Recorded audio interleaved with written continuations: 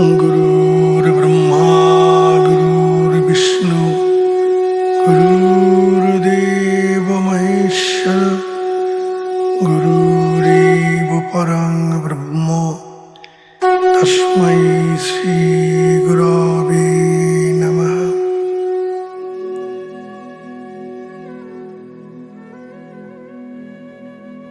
जय गुरु जय गुरु জয় যোগীরাজ জয় যোগীরাজ। পরম করুণাময় গুরুদেবের নামে শুরু করছি। জয় গুরু। পুরাণ পুরুষ থেকে পাঠ করে শোনাচ্ছি সপ্তম পরিচ্ছেদ মহাগুরু, পর্ব নবম। প্রতিদিন সকালে যোগীরাজ রানামহল ঘাটে স্নান করিতে যান। সঙ্গে থাকে তার অনুগত ভক্ত কৃষ্ণারাম। সেদিনও যোগীরাজ স্নান শেষে কৃষ্ণারাম সহ গলিপথ দিয়ে ফিরিতেছেন। হঠাৎ তিনি বলিয়া উঠিলেন, কৃষ্ণারাম, কাপড় ফাড়ো। কৃষ্ণারাম ঠিক বুঝিতে পারে না কি বলিলেন তাহার গুরু মহারাজ। কয়েক পা যাইতেই পাশের বাড়ির ছাদ হইতে একটি ইট আসিয়া পড়িল যোগীরাজের পায়ের উপর। একটি আঙুল কাটিয়া গিয়া রক্ত ঝরিতে লাগিল।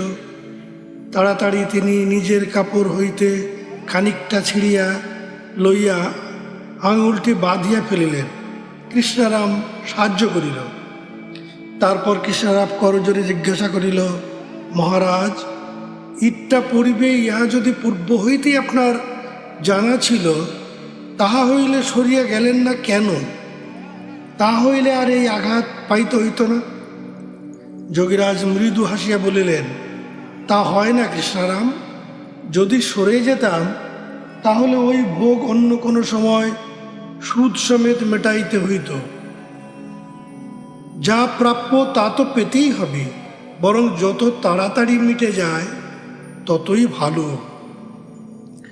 কৃষ্ণারামের দুই পুত্র ও এক কন্যা। রাত্রে আহারান্তে সকলে শুয়ে আছে। স্ত্রী অনুযোগ করিয়া স্বামীর নিকট বলিল, ছোট ছেলের পৈতার সময় অতিক্রান্ত হইতে চলিল, তার পৈতার কোনো ব্যবস্থা করলে না? যত তাড়াতাড়ি পারো উপনয়নের ব্যবস্থা করো। কৃষ্ণারাম গরিব ব্রাহ্মণ, কোনো রকমের সংসার যাত্রা নির্বাহ হয়। পুত্রের উপনয়ন দেবার মতো অর্থ কোথায়? সে গুরু মহারাজের একান্ত সেবক। কৃষ্ণারাম ওসব কিছু চিন্তাই করে না। স্ত্রীকে সান্ত্বনা দিয়া বলিল, গুরু মহারাজের যখন কৃপা হবে তখন ঠিকই উপনয়নের ব্যবস্থা হবে। আমার তো পয়সা নেই, অহেতুক চিন্তা করে কি করিব? যা চিন্তা তিনিই করিবেন। কৃষ্ণারাম পরদিন সকালে উঠিয়া গুরু মহারাজকে লইয়া গঙ্গা স্নানে যাইবার জন্য প্রতিদিনের ন্যায় যোগীরাজের বাড়িতে গিয়াছেন। যোগীরাজ বসিয়া আছেন নিজ আসনে। কৃষ্ণারাম আসিয়া প্রণাম করিতেই যোগীরাজ নিজ আসনের তলা হইতে 30টি টাকা বাহির করিয়া কৃষ্ণারামের হাতে দিলেন। বলিলেন, এই টাকা দিয়ে শাস্ত্রমতে তোমার পুত্রের উপনয়ন দাও, আড়ম্বরের কোনো প্রয়োজন নাই। কৃষ্ণারাম কুণ্ঠিত হইয়া বলিলেন, গুরু মহারাজ, আপনি আমায় সদাই কৃপা করেন, আমি আপনার ঠিকমতো সেবাও করতে পারি না, আপনি আমায় টাকা দেবেন কেন? যোগীরাজ বলিলেন, দেখো কৃষ্ণারাম, দেবার মালিক একজনই, তিনি তো কারো না কারো হাত দিয়েই দিয়ে থাকেন।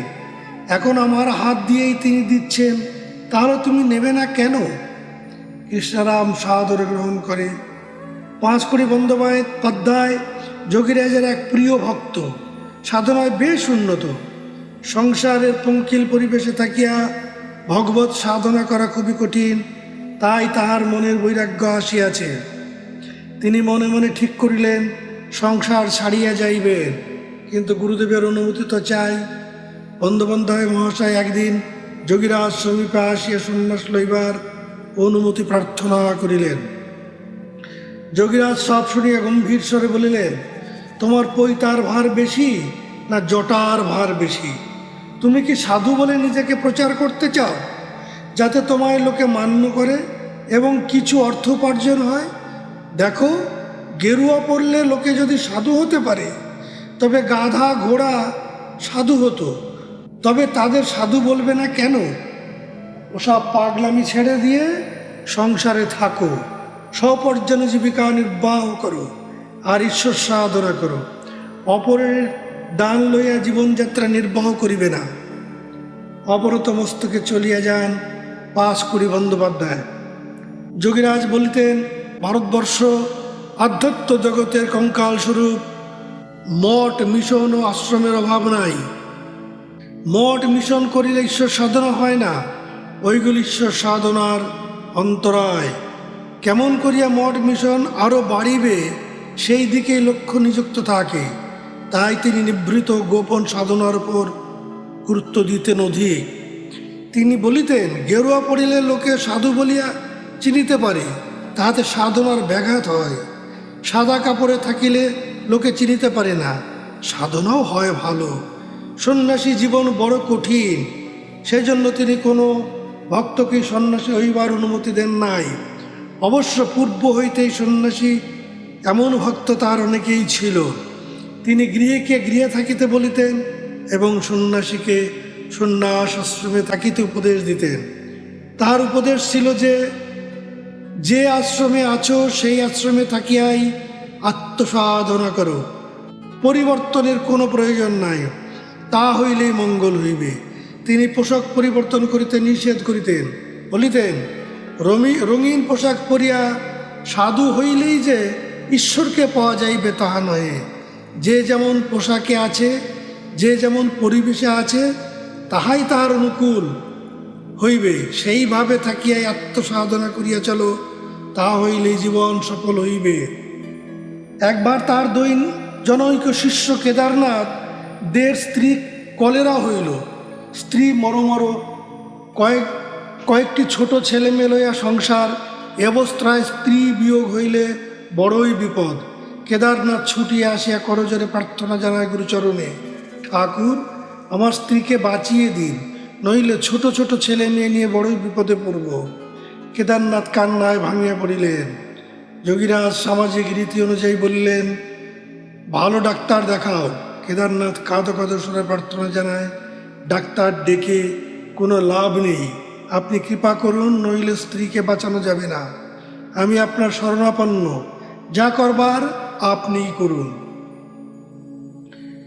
মহাযোগীর হৃদয়ে করুণার সঞ্চার হইল। তিনি বলিলেন, আমি যা বলবো তা তুমি করতে পারবে? কেদারনাথের মনে আশার ঝিলিক জাগে। বলে, আপনি যা আদেশ করবেন আমি তাহাই করিব। যোগীরাজ বলিলেন, যাও 1 শিশি গোলাপ জল নিয়ে এসো। কেদারনাথ অবিলম্বে দোকান হইতে 1 শিশি গোলাপ জল লইয়া আসিলেন। যোগীরাজ বলিলেন, বাথরুমে যাও এবং নিজ দস্ত অল্প একটু ওই গোলাপ জলে মিশিয়ে 70 গিয়ে রোগীকে খাইয়ে দাও। কেদারনাথ তাহাই করায় রোগী পুনরুজ্জীবন লাভ করিলেন। যোগীরাজ সর্বদা অলৌকিক রীতি অনুযায়ী চিকিৎসকদের কাজের ব্যাঘাত না ঘটাইয়া তাহাদের পরামর্শ লইতেই উপদেশ দিতেন। তাহার প্রদত্ত ওষুধগুলির বিশেষ গুরুত্ব ছিল না, উহা একটি উপলক্ষ মাত্র। এই দেব দুর্লভ মহাযোগী সর্বদা ভক্তদের মঙ্গলের জন্য নিজেকে উজাড় করিয়া দিতেন।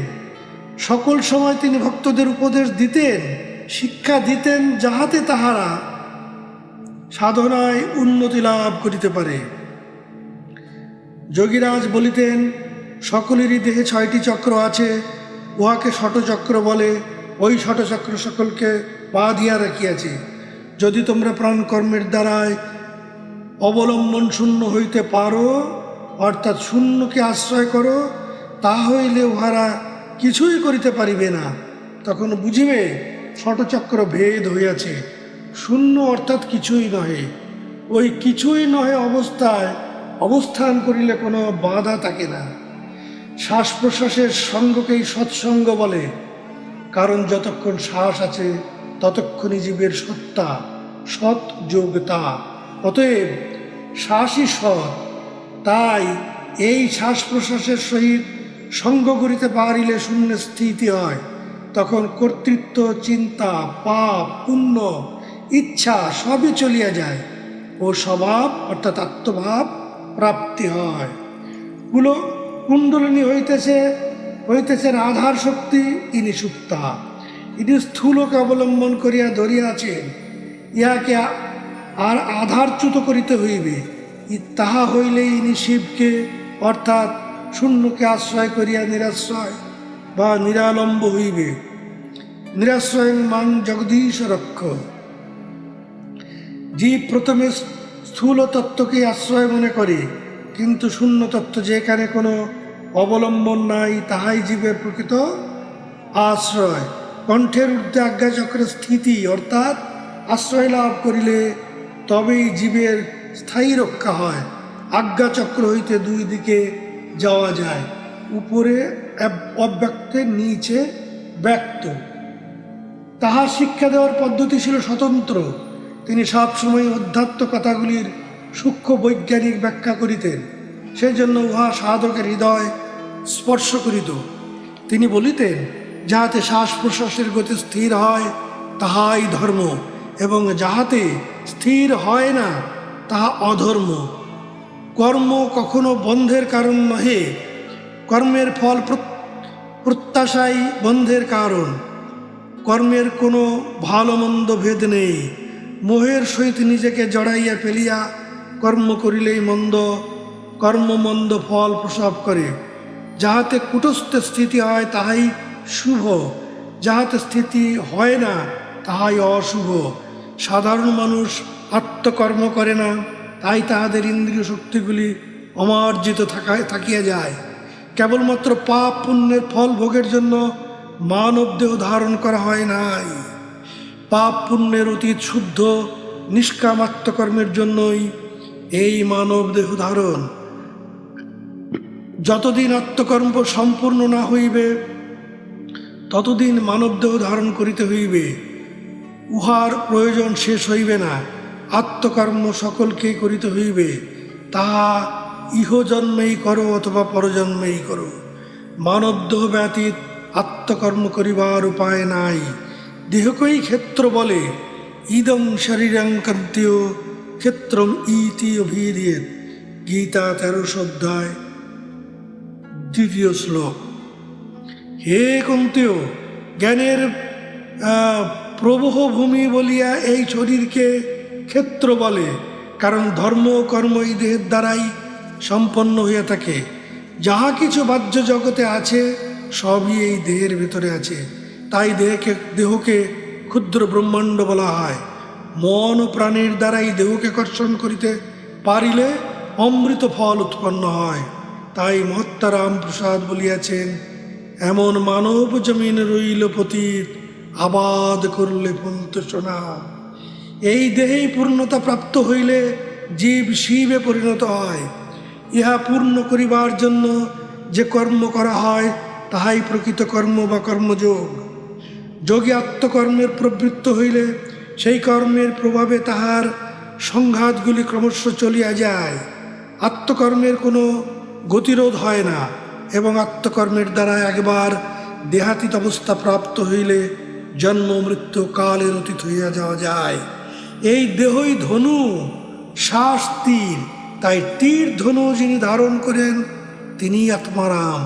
সেই রাম অবিনাশী, তিনি 10 ইন্দ্রিয় বিশিষ্ট এই দেহরূপ রথের ভিতর অবস্থান করেন বলিয়া তিনি দাশরথী। তাই যোগীরাজ লিখিয়াছেন, জিহ্বা তালুকে ভিতর গড়াই দিয়া ওঙ্কার ধ্বনি যো শুনতা হয়, সই মূল মন্ত্র রাম নাম হয়। জিহ্বাকে তালুক উঠোরে বসাইয়া দিলাম। এই অবস্থায় আত্মকর্ম করিতে করিতে এখন যে ওঙ্কার ধ্বনি শুনিতেছি তাহাই মূল মন্ত্র রাম নাম। পুনরায় লিখিয়াছেন, अब बलम खीरा मिला, जीव तलु मूल में लगने से ठंडा मालूम होता है। খেচুরি সাধন হইলে ব্রহ্মদর্শনের দ্বার উদ্ঘাটিত হয়। বালাম ক্ষীর অর্থাৎ কচি শশার অভ্যন্তরে যেমন ফাঁকা জায়গা থাকে, তেমনি তালু কুহরের ঠিক সেই প্রকার থাকে। তাই যোগীরাজ বলিতেছেন, খেচুরি সঠিক রাস্তা পাইলাম, এবং এই প্রকারে খিচুড়ি সাধন হইলে তালু কুহরে ঠান্ডা অনুভব হয়। যোগীর কর্মই প্রধান। গীতাতেও শ্রী ভগবান তাহাই বলিয়াছেন, জ্ঞান যোগেরা সংখ্যানাং কর্মযোগেনা যোগিনম। জ্ঞান যোগ দ্বারা সাংখ্য মতালম অবলম্বীদিগের এবং কর্মযোগ দ্বারা যোগীদিগের সিদ্ধি লাভ হইয়া থাকে। সাংখ্য অর্থাৎ যাহার দ্বারা আমিকে ইহা বিদিত হওয়া যায় তাহাই সাংখ্য। আমি শব্দ আমি নহে, এই দেহ আমি নহে, এই দেহের ভিতরে যিনি চিৎস্বরূপে বর্তমান তিনি প্রকৃত আমি পদবাচ্য। এই দেহের অস্তিত্ব নির্ভর করে অজপারূপ শ্বাস প্রশ্বাস রূপ কর্মের বিদ্যমানতায়। এই কর্মের দ্বারা কর্মের অতীত অবস্থায় জ্ঞানের অবস্থা লাভ হইলে আমি কে ইহা জানা যায়, ইহাই সংখ্যা। উক্ত কর্মের অতীত অবস্থায় অজপারূপ সাংখ্যের অর্থাৎ সংখ্যার স্থিতি হইয়া থাকে। সংখ্যা বা সাংখ্যকাল হইতে আরম্ভ হইয়াছে। কাল অনন্ত, তাহা সংখ্যা নাই, কিন্তু সেই কাল যখন ঘটস্থ হয় অর্থাৎ দেহস্থ হইয়া অজপারূপে সংখ্যায় পরিণত হইতেছে, এবং এই সংখ্যা দেহ মধ্যে দিবারাত্রে 21,600 বার হইয়া থাকে। এই অজপারূপ অর্থাৎ শ্বাস প্রশ্বাস সংখ্যার অবস্থাই জীবের বর্তমান অবস্থা। এই সংখ্যার প্রতি জীবের লক্ষ্য নাই। জীব কেবল ইহার অবস্থায় মুগ্ধ হইয়া মায়ায় জড়িত হইয়া থাকে। এই অজপারূপ সাংখ্যে লক্ষ্য করিলে ইহার অতীত অবস্থা লাভ করিয়া প্রকৃত আমিকে বিদিত হওয়া যায়। এই জন্য ইহার নাম সাংখ্য দর্শন। উক্ত সাংখ্যে লক্ষ্য করিয়া অর্থাৎ শ্বাসের গতিতে লক্ষ্য করিয়া প্রাণের গতির সংখ্যা করিতে করিতে ওই গতির অতীত অবস্থায় জ্ঞান অবস্থা লাভ হইয়া সাংখ্যদিগের মনের স্থিতি হইয়া যায়।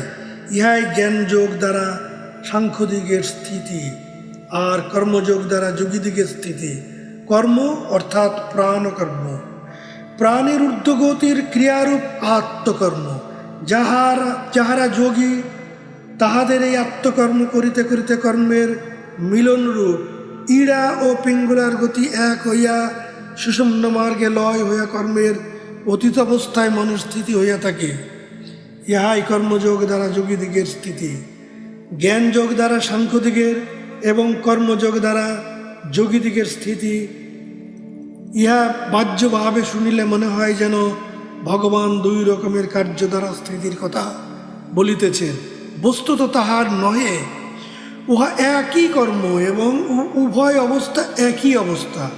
কারণ ভগবান ইহা স্পষ্ট করিয়া বলিয়াছেন, ন কর্মণম অনারম্ভে নৈষ্কর্মম পুরুষমশ্নুতে।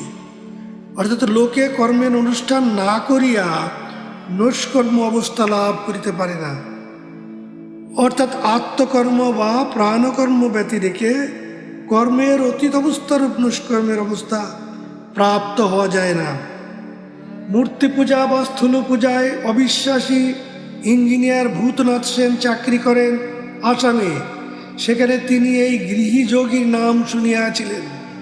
ভারতীয় যোগশাস্ত্র সম্বন্ধে জানিবার আগ্রহ ভূতনাথের প্রবল, সেই জন্য তিনি অনেক গ্রন্থ পড়িয়াছেন। শেষে তিনি বুঝিয়াছিলেন গ্রন্থ পড়িয়া প্রকৃত ধর্মতত্ত্ব এবং যোগশাস্ত্র জানা যায় না।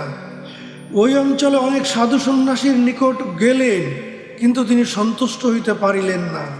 কিছুতেই তার মন তৃপ্ত হইতেছিল না। আরও কিছু যেন জানিতে ও পাইতে চান ভূতনাথ। তাই তিনি এক সময় কাশী আসিয়া উপস্থিত হইলেন যোগীরাজ সমীপে। ভূতনাথ প্রণাম করিয়া বসিতেই যোগীরাজ জিজ্ঞাসা করিলেন, কাশী এসেছ, গঙ্গা স্নান এবং বিষ্ণুর দর্শন করেছ? নিরাকারবাদী ভূতনাথ বলিলেন, আমি শিলাময় বিশ্বনাথ দর্শন করতে আসিনি, চিন্ময় বিশ্বনাথ দর্শন করতে এসেছি। যোগীরাজ বলিলেন, এ বিষয়ে তোমার সঠিক জ্ঞান নেই। তুমি প্রথমে গঙ্গা স্নান এবং বিশ্বনাথ দর্শন করো, তারপর এখানে এসো। ভূতনাথ গঙ্গা স্নানান্তে বিশ্বনাথ মন্দিরে গিয়ে পূজা দেবার সময় বিশ্বনাথের মূর্তির স্থলে যোগীরাজের মূর্তিকেই দেখিতে পাইলেন। তাহার ভুল ভাঙিয়া গেল। এইভাবে তিনি প্রচলিত নিয়মগুলি সকলকেই মানিয়া চলিতে বলিতেন। তিনি বলিতেন, আত্মকর্ম দ্বারা স্থিতিপ্রাপ্ত না হওয়া পর্যন্ত প্রচলিত নিয়মগুলি মানিয়া চলা ভালো। পরদিন ভূতনাথ পুনরায় উপস্থিত হন যোগীরাজের নিকট। যোগীরাজ মৃদু মৃদু হাসিতেছেন। ভূতনাথ প্রণাম করিয়া বসিলেন। যোগীরাজ কয়েকটি তত্ত্বকথা শুনাইলেন ভূতনাথকে। গল্পচ্ছলে কয়েকটি উপদেশ প্রদান করিলেন। এতক্ষণ ভূতনাথ চুপ করিয়া সব শুনিতেছিলেন। যোগীরাজ যখন থামিলেন, ভূতনাথ করজোরে বলিলেন, আমার যাহা যাহা জানিবার ছিল সেগুলি পাছে ভুলিয়া যাই, তাই সেই জন্য কাগজে লিখিয়া পকেটে রাখিয়াছিলাম। ইচ্ছা ছিল একে একে সেগুলি জানিয়া লইব, কিন্তু আপনি এতক্ষণ আমার সেই সব প্রশ্নগুলির উত্তর দিয়াছেন।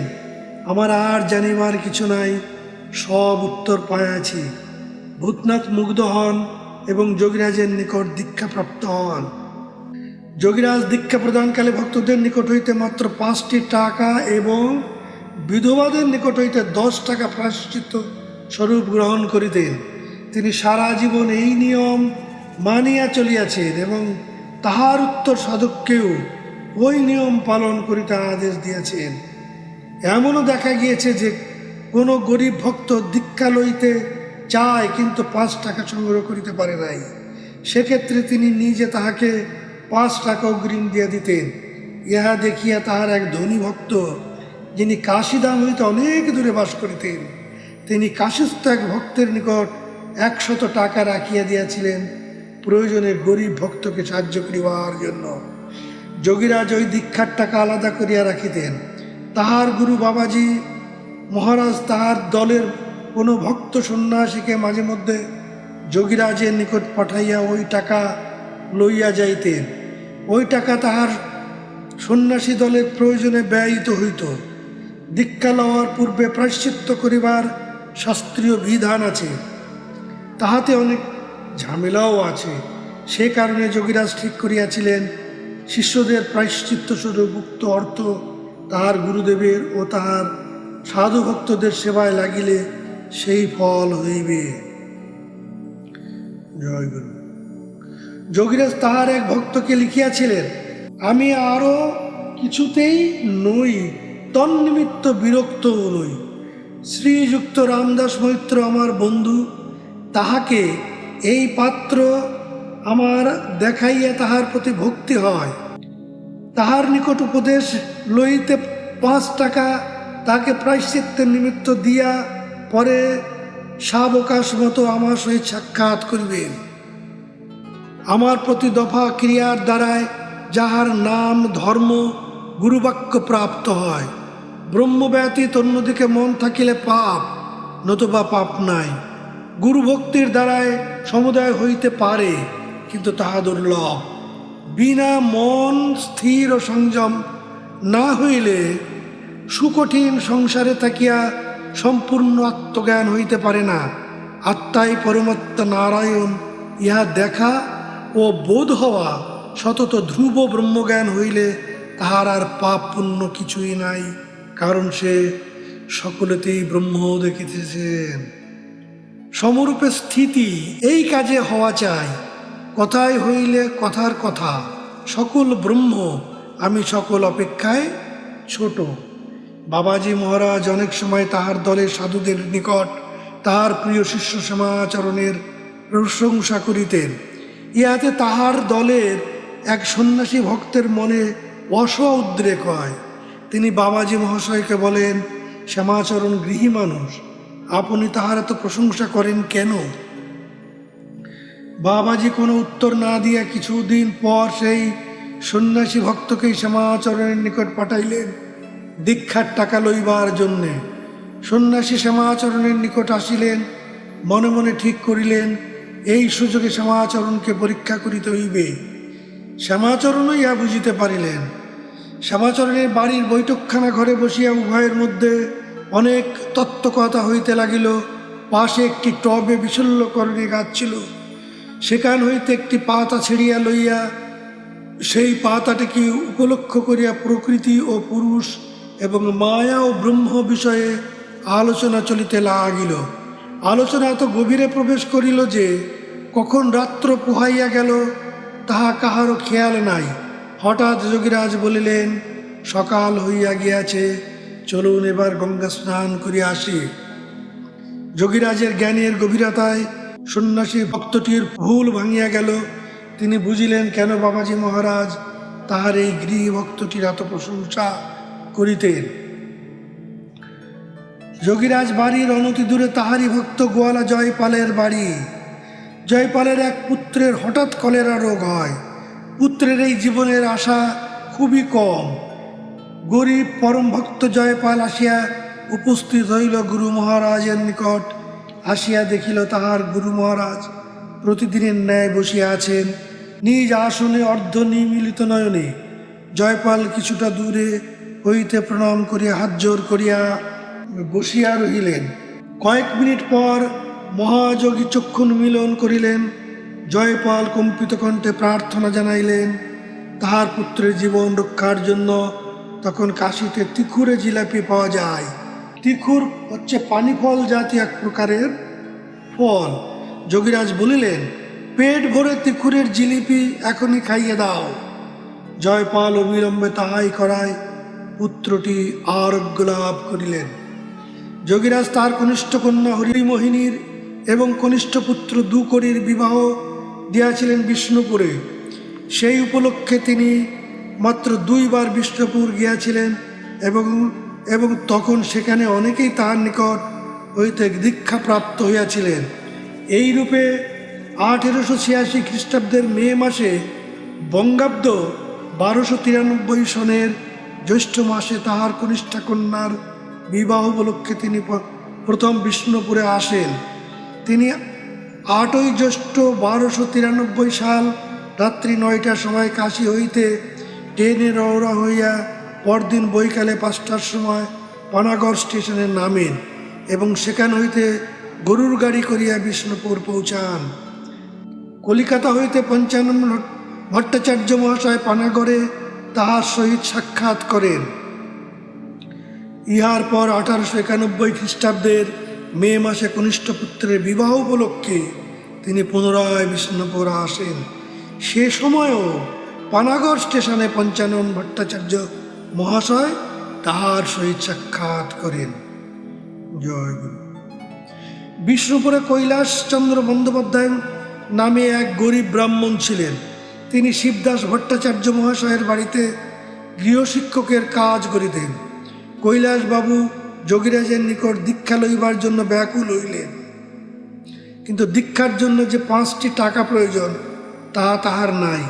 তাই তিনি শিবদাসবাবুর নিকট গিয়া 5টি টাকা অগ্রিম চাহিলেন।